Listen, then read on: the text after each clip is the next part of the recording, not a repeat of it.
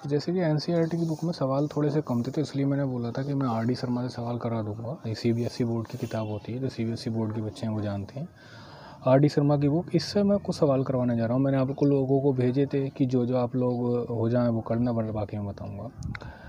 तो ठीक है, जैसे सवाल रीड आउट कर लेते हैं कि वो कहना क्या चाह रहा है वगैरह। विदाउट एक्सपेंडिंग, यानी कि आपको एक्सपेंड नहीं करना है।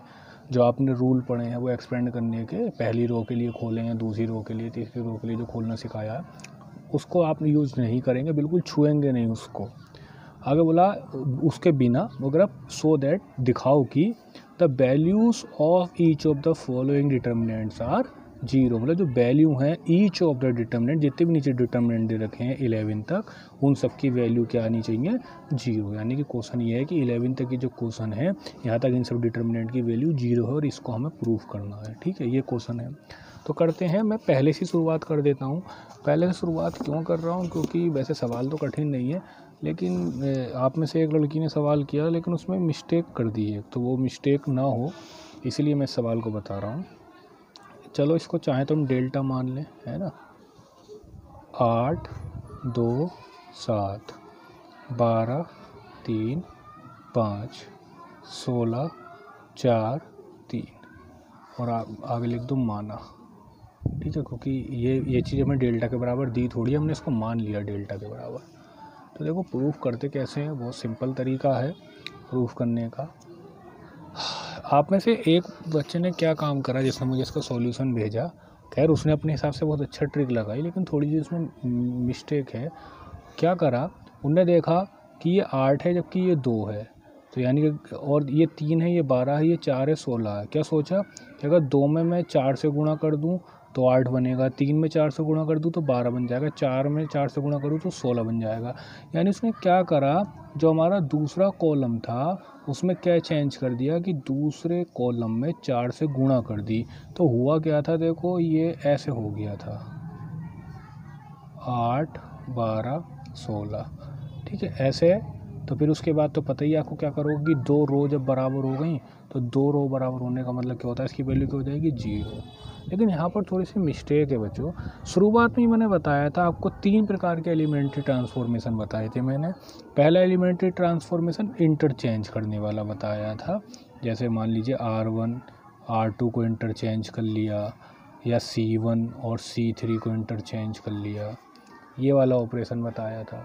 दूसरे नंबर पे मैंने जो ऑपरेशन बताया था आपको एलिमेंट्री ट्रांसफॉर्मेशन में, दूसरा बताया था वही कि मान लो C1 में 2 से गुणा कर दी, मतलब किसी रो में या किसी कॉलम में किसी संख्या से गुणा कर दी। जैसे मान लीजिए R2 में आपने 4 से गुणा कर दी, है ना, पूरी रो में, इस प्रकार के। और लास्ट में हमने कौन से प्रकार के ऑपरेशन सीखे थे, लास्ट में वही वाले थे कि किसी भी रो में दूसरी रो को जोड़ सकते हैं या घटा सकते हैं, या उसमें किसी से गुणा करके भी, मतलब जैसे R1 में हम चेंज कर सकते हैं कि R1 में हमने जोड़ दिया R2 का दुगना, या R1 में हमने चेंज कर दिया कि R3 का मान लो 3 गुना करके घटा दिया, इस प्रकार के ऑपरेशन। तो मैं आप लोगों को बता दूं, इन डिटर्मिनेंट में आप ये वाला ऑपरेशन तो कतई नहीं लगा सकते, यानी कि किसी भी रो में, ठीक है, ये वाला जो ऑपरेशन है बिल्कुल नहीं लगा सकते। दूसरा वाला किसी भी रो में किसी भी कॉलम में, है ना, कोई सी भी रो हो चाहे कोई सा वो कॉलम हो, उसमें आप किसी संख्या से गुणा या भाग नहीं कर सकते हैं, करेंगे नहीं कर सकते, उसके उसी अनुपात में फिर डिटर्मिनेंट की वैल्यू चेंज हो जाती है। ठीक है, तो आप वो गुणा नहीं कर पाएंगे, ये ध्यान रखना। ये वाला जो ट्रांसफॉर्मेशन है आप सारणिक को सॉल्व करते हुए, डिटर्मिनेंट को सॉल्व करते हुए बिल्कुल नहीं लगाएंगे। ना तो किसी संख्या से गुणा करेंगे किसी रो में, ना ही किसी संख्या से भाग करेंगे। तो ये जो ऑपरेशन यहाँ पर लगा दिया कि C2 को चेंज कर दिया, C2 का 4 गुना क्या करा, यानी C2 में 4 से गुणा कर दी, इस प्रकार का आप कोई ऑपरेशन नहीं लगा सकते। ठीक, दूसरी बात, जो पहले वाले ऑपरेशन थे वो इंटरचेंज करने वाले, तो इंटरचेंज में प्रॉपर्टी जब सिखाई थी तब मैंने बताया था कि इंटरचेंज जब हम करते हैं तो सारणिक में एक माइनस का अंतर आ जाता है, जैसे कि मैंने बताया भी था। चलो इसी को ही ले लो, 8 2 7 12 3 5 16 4 3। मान लीजिए आप R2 और R3 को चेंज करना चाह रहे हो, आपने कहा R2 और R3 को आप इंटरचेंज करना चाह रहे हो, तो देखो होगा क्या, चेंज तो हो जाएगा, R1 की जगह R3, R3 की जगह R1। लेकिन आपको मैंने प्रॉपर्टीज़ में सिखाई थी कि इंटरचेंज करने पर एक माइनस का डिफरेंस आ जाता है। ठीक है, तो हमने क्या सीखा, जो पहले प्रकार का ट्रांसफॉर्मेशन था इंटरचेंज करने वाला, यानी किन्हीं दो रो को आपस में चेंज कर दो, किन्हीं दो कॉलम को आपस में चेंज कर दो, तो उसे हम लगा तो सकते हैं लेकिन एक माइनस का डिफरेंस आता है। ठीक, दूसरी बात हमने क्या सीखी, जो दूसरे प्रकार के ट्रांसफॉर्मेशन थे जिसमें किसी रो में या किसी कॉलम में ऐसा किसी संख्या से गुणा या भाग करते, भैया वो वाला तो कतई नहीं लगा सकते, है ना, वो बिल्कुल नहीं, क्योंकि उसी अनुपात में भी डिटर्मिनेंट में गुणा हो जाती है, नहीं लगाएंगे इस वाले को। अगर ज़्यादा मैं डीपली जाऊं तो अगर आप जैसे मान लो करना भी चाहो ऐसा, तो जैसे आपने यहाँ पर क्या करा है, C2 में 4 से गुणा करी है, तो उसके लिए आपको क्या करना पड़ेगा, 4 से भाग करनी पड़ेगी, यानी कि आपने क्या करा यहाँ पर 4 से ही गुणा कर दी और 4 से ही भाग कर दी। ऐसा कर सकते हो, लेकिन इतना कॉम्प्लिकेटेड मत बनाओ, सिंपल मैं कह रहा हूँ कि ऐसा आप नहीं कर सकते, ये वाले ऑपरेशन मत लगाओ, वरना वो ऑपरेशन लगाने में दिक्कत आएगी। बाकी आप लगा सको, आपको लगे तो आप लगा लो। और तीसरे प्रकार के तो हम लगाते ही हैं, इनमें तो खुली छूट है, लगा सकते हो। और एक मैं सलाह हमेशा देता हूँ कि एक बार में अगर एक ही ऑपरेशन लगाओगे तो बेहतर रहता है, आपसे मिस्टेक होने के चांस बहुत कम होते हैं। अच्छा, अब इसमें क्या कर सकते हैं, क्योंकि मैंने बताया किसी संख्या में 4 से गुणा, मतलब किसी भी संख्या से गुणा या भाग नहीं कर सकते हम रो में, तो क्या दिक्कत है, आप ऐसा करो। लेकिन हाँ, हम कॉमन ले सकते हैं, हम ये ध्यान रखना, कॉमन ले सकते हैं। तो मैं क्या कर रहा हूँ जी, R1 है ना, R1 से 4 कॉमन लेने पर, ठीक है, तो लो आपने 4 कॉमन ले लिया। कॉमन लेने का मतलब क्या होता है, भाग कर देना, तो 8 को 4 से भाग करी, 2 3 4। अच्छा, अब आप में से कुछ लोगों का ये मुझसे क्वेश्चन हो सकता है कि ये भी तो एक तरीके से मैंने भाग ही करी है, अभी तो मैं बोल रहा था कि गुणा या भाग नहीं कर सकते, लेकिन ये भी तो एक तरीके की भाग ही है कि 8 का 2 हो गया, मतलब 8 को भी 4 से भाग करी, 12 को भी 4 से भाग करी, 16 को भी 4 से भाग करी, सही बात है। लेकिन देखो, मैंने अभी एक चीज़ और भी बताई कि उसमें होता क्या है कि अगर मान लो अंदर आपने भाग करी है तो बाहर गुणा करनी पड़ेगी, और बाहर अंदर अगर भाग करी है तो गुणा करनी पड़ेगी, उस वाली चीज़ से बैलेंस हो जाएगा।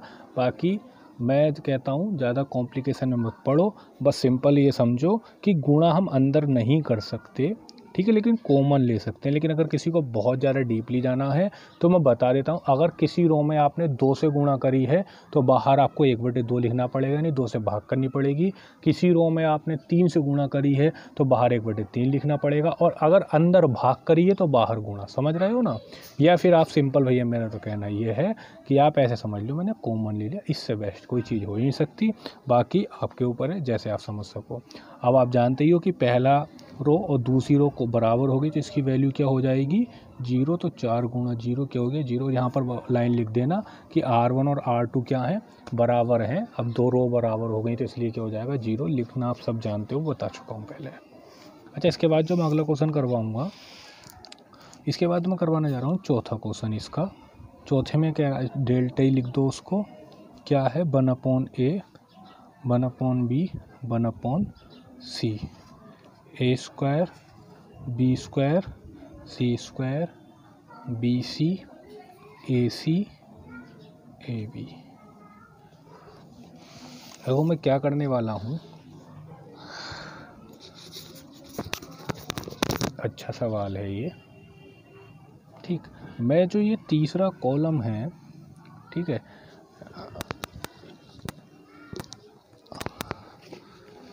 तीसरा कॉलम है, तीसरे कॉलम में से ABC कॉमन लेने जा रहा हूँ, ये पता चल जाएगा क्यों कर रहा हूँ।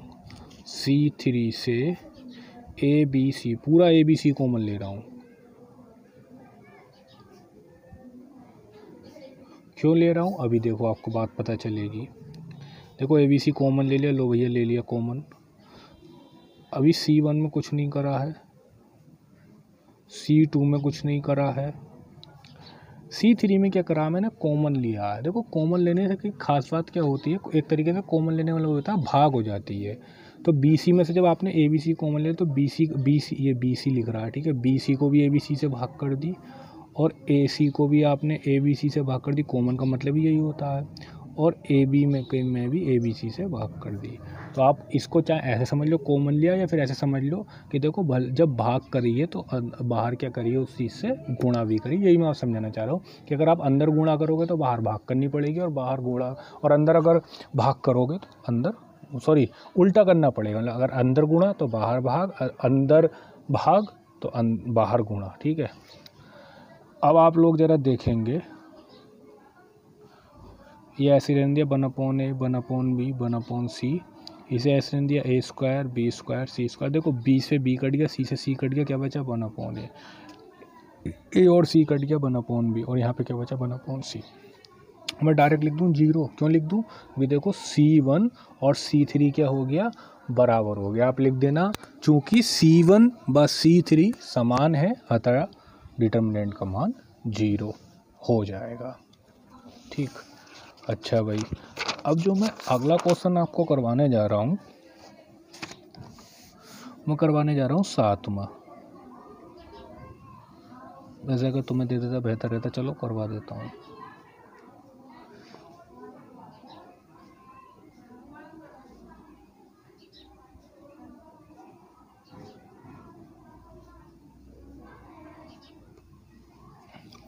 स्पेशल सवाल है थोड़ा सा, मतलब बहुत ज़्यादा स्पेशल भी ना है फिलहाल। क्या करें क्या ना करें, अब मुझे एक चीज़ दिखाई देती है, अगर आप ध्यान से देखो, कि अगर आप इसमें 8 से गुणा करके, मतलब चलो मैं ऑपरेशन लिखता हूँ, बाकी खुद आप दिमाग लगाना।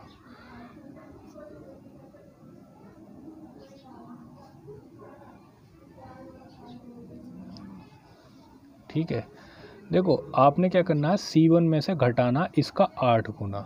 देखो क्या फ़ायदा मिलेगा, देखो चेंज C1 में करा है, C2 में हमने कोई चेंज नहीं करा है, C3 में कोई चेंज नहीं करा है, C1 में करा है। चलो साइड से कर लो, क्या लिखा है कि C1 लिखो, लो लिख ली C1 172, C3 लिखो भी 8 से गुणा करके, तो ओह गलत लिख दिया, C1 के बजाय C2 लिख दी। C1 तो लिख दी C1 क्या 49 39 26, और C3 का 8 गुना, तो भाई C3 लिखो 8 से गुणा करके, 8 6 48, 8 चौक 32, और 8 तिया 24, और करना क्या है, घटाना। जरा घटाना, देखो 39 माइनस 48, एक बचा 39, वो सॉरी 49 माइनस 48, 39 माइनस 32, 26 माइनस, ठीक है क्या बचा 172, तो 172 हो गया ना। अब समझ गए अगली लाइन क्या लिखेंगे, 0। और रीज़न क्या बताएंगे कि देखो भैया C1 और C2 क्या हैं, बराबर हैं, इसलिए डिटर्मिनेंट का मान क्या हो गया 0। सिंपल सिंपल चल रहा है ना सब कुछ। अच्छा, अब चलो मैं करवाता हूँ जो मुझे दिखाई देता करवाना चाहिए। 7वां सवाल थोड़ा सा स्पेशल है, इस पर अलग से थोड़ा सा एक मेथड से मैं करवा रहा हूँ। हो सकता है आप किसी और मेथड से कर लें, फ़िलहाल मेरे दिमाग में जो मेथड है मैं उससे करवा रहा हूँ। इसमें एक प्रॉपर्टी थी जो कि मैंने बताई हुई थी। देखो ये सवाल अभी तक मैंने जितने भी सवाल करवाए, सवाल सबसे अलग होगा, सवाल मैंने नोट डाउन कर लिया है। इसमें प्रॉपर्टी में वो वाली लगाऊंगा, देखो अगर आपको ध्यान हो, प्रॉपर्टी ये कहती थी कि अगर आप सभी रो को कॉलम बना दोगे, रो को कॉलम में चेंज कर दोगे, कॉलम में रो में, तो वो कहता है डिटर्मिनेंट के मान में कोई परिवर्तन नहीं आता। ये वाली प्रॉपर्टी मैंने बताई थी, यानी परिवर्तन नहीं आता का मतलब क्या, हम ऐसा कर सकते हैं। तो मैं लिखता हूँ रोज को कॉलम व कॉलम्स को रोज में चेंज करने पर, तो देखो करो जरा, रो को कॉलम बना दो 0xy, रो को कॉलम बना दो -x 0z -y -z 0, सही है ना। अब बहुत से बच्चों के दिमाग में ये आ सकता है कि लिखता तो मैं ये हूँ कि रो को कॉलम और कॉलम को रो में चेंज करो, जबकि करता क्या हूँ, केवल रो को कॉलम बनाता हूँ। वो ऐसा है बच्चों, जब आप रो को कॉलम बनाओगे ना तो कॉलम खुद ब खुद रो बन जाएंगे। आप ट्राई करके देख लो, देखो पहला कॉलम ये है और क्या बन गया, ये पहला रो। दूसरा कॉलम ये है, क्या बन गया, दूसरा रो। तीसरा कॉलम ये है, क्या बन गया, तीसरा रो। तो ध्यान रखना, आप अगर रो को कॉलम में चेंज करोगे तो कॉलम खुद ब खुद रो में चेंज हो जाएंगे, आपको अलग से करने की आवश्यकता नहीं पड़ेगी। अब इसमें आप एक काम करो, देखो अब मैं इसे पहले की तरह बनाना चाह रहा हूँ। तो देखो यहाँ पर जीरो है, जीरो में तो प्लस माइनस का कोई मतलब ही नहीं होता, लेकिन यहाँ पर देखो माइनस का चेंज आ गया। इसी प्रकार से देखो माइनस का चेंज आ गया, तो माइनस के चेंज आपको दिखाई दे रहे हैं। तो मैं क्या करूँगा, पहली रो में से भी माइनस कॉमन लूँगा, दूसरी रो में से भी माइनस कॉमन लूँगा, तीसरी रो में से भी माइनस कॉमन लूँगा। तो लिखूँगा R1 R2 व R3 से निगेटिव साइन, या बल्कि निगेटिव साइन की बजाय -1 लिख दो, वो बेहतर है। -1 कॉमन लेने पर, ठीक है। तो 1 से तो कोई फ़र्क ही नहीं पड़ता। वैसे अगर कॉमन लेने वाला क्या होता है, भाग कर देने, लेकिन 1 से भाग करोगे कौन सा फ़र्क पड़ेगा, कोई नहीं पड़ने वाला ना। तो बस केवल साइन चेंज होगा। तो जीरो पे तो साइन का मतलब ही नहीं होता। पहले तो देखो आपने 3 -1 कॉमन लिए हैं, पहली रो से, दूसरी रो से और तीसरी रो से। पहले तो जो चीज़ है वो तो लिख के दिखाओगे। अब देखो माइनस कॉमन लिया, तो ये तो अब इसे चाहे प्लस का जीरो लिखो माइनस का जीरो लिखो, क्या फ़र्क पड़ता है, क्योंकि जीरो पे तो कोई साइन का इफेक्ट नहीं पड़ता। तो जीरो ही। हाँ, ये माइनस का प्लस बन जाएगा, सॉरी, और ये माइनस का प्लस बन जाएगा। पहली रो में से ले लिया माइनस कॉमन, लो पहली रो में से ले लिया। अब दूसरी रो में से लिया -x 0 और z, ये आ गया दूसरी रो वाला। तीसरी रो में से लिया -y -z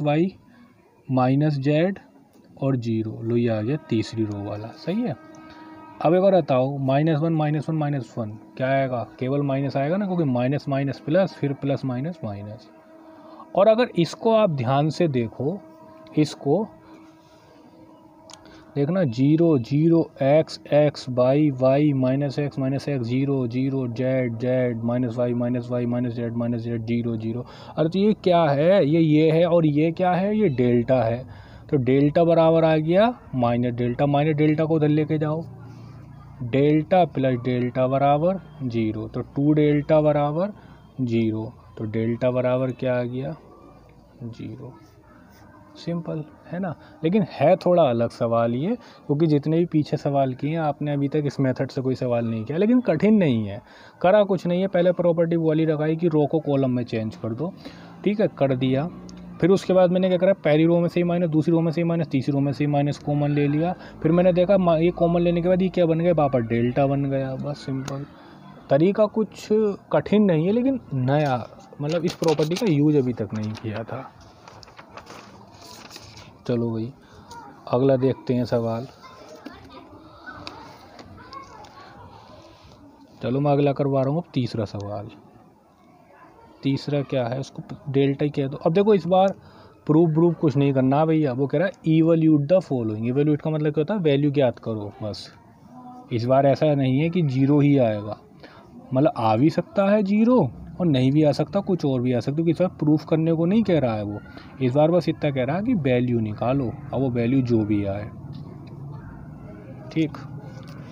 अच्छा देखो इसे करने का क्या करें, देखो दिमाग में मेरे सवाल को लिखते ही ये बात मेरे दिमाग में टच हुई कि दूसरे कॉलम में बी और सी ए है लेकिन ए नहीं है, यहाँ पर सी और ए है बी नहीं है, और यहाँ पर ए और बी नहीं है वो सी नहीं है। और दूसरी बात मुझे क्या खटकी, जो यहाँ पर नहीं था वो यहाँ पर था। देखो यहाँ पर ए नहीं था तो ए यहाँ आएगा, यहाँ पर बी नहीं था तो बी यहाँ आएगा, यहाँ सी नहीं था तो सी आएगा। तो मैंने तुरंत दिमाग में क्या सोचा कि अरे C2 को चेंज कर दो, कि C2 में जोड़ दो C1।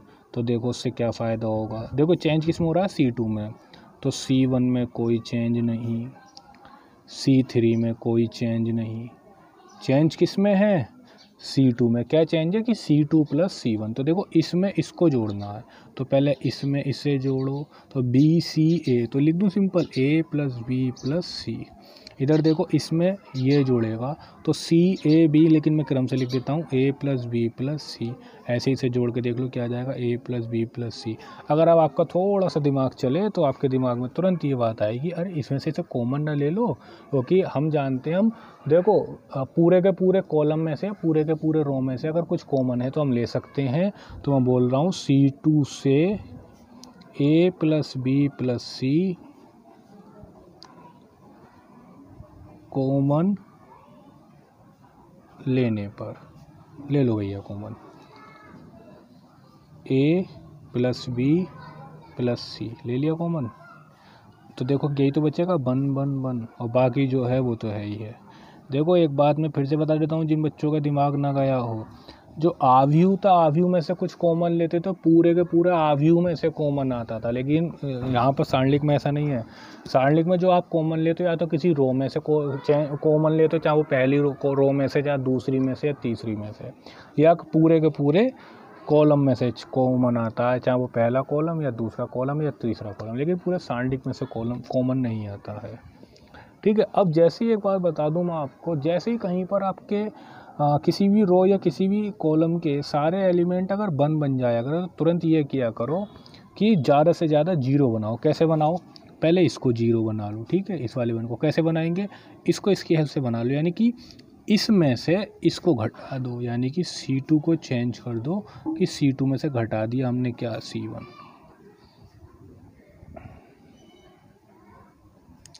ठीक है।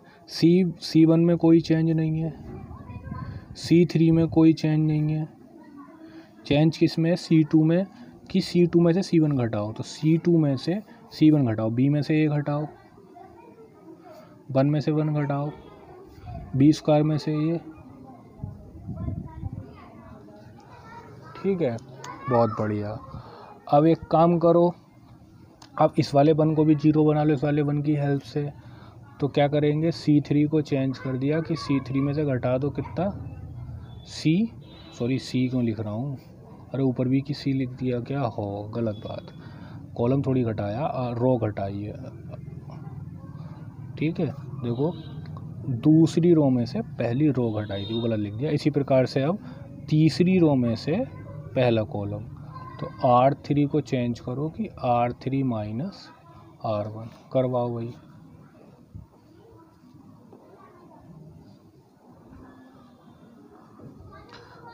देखो R3 में चेंज है, R1 में कोई चेंज नहीं है, R2 में कोई चेंज नहीं है। चाहो तो इसको B square minus A square को ऐसे लिख लो कि B प्लस A और B माइनस A।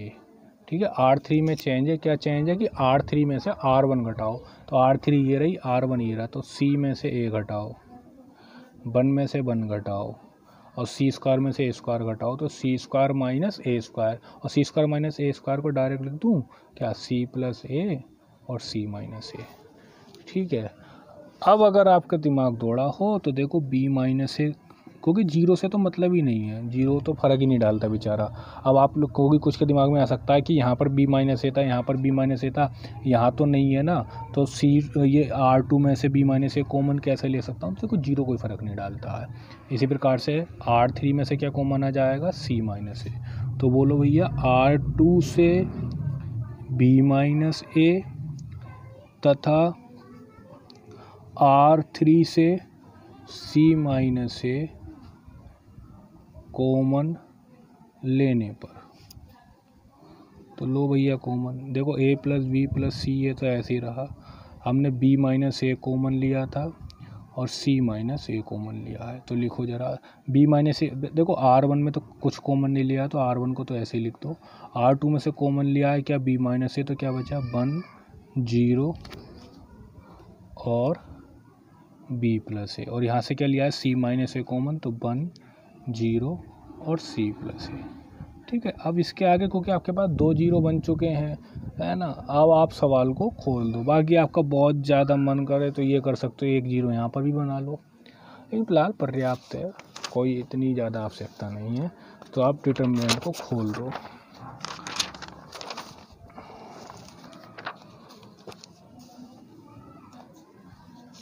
देखो ये आपके पास है, तो डेल्टा बराबर A plus B plus C, B minus A और C माइनस A। ठीक है। ज़रा इसे खुलवाओ, तो A के लिए करो, पहले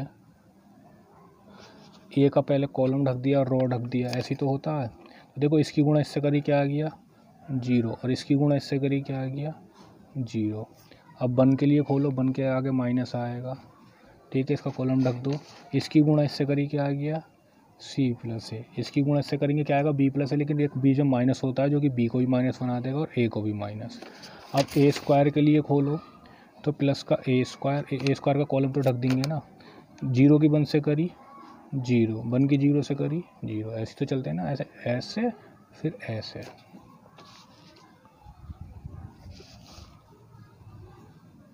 ए प्लस बी प्लस सी, बी माइनस ए सी माइनस ए। देखो जीरो माइनस जीरो, जीरो की गुणा ऐसे करेंगे, जीरो का उसको लिखो ही मत। यहाँ पे देखो ए से ए कट गया, क्या बचा सी माइनस बी, लेकिन माइनस है बाहर तो वो से प्लस बना देगा, मतलब चेंज कर देगा, तो क्या हो जाएगा बी माइनस सी। और आप इसको देखो ये भी जीरो है, सही है ना। तो आपका उत्तर क्या आ गया कि ए प्लस बी प्लस सी, सबसे पहले इसे लिख लो बी माइनस है, और साथ ही साथ इसमें से माइनस कॉमन ले लो ताकि ये बन जाए ए माइनस बी। फिर इसे लिख लो बी माइनस सी, फिर इसे लिख लो क्या सी माइनस ए। ठीक है, ये आंसर हुआ आपका। अच्छा चलो एक 5वां सवाल और करवाता हूँ मैं।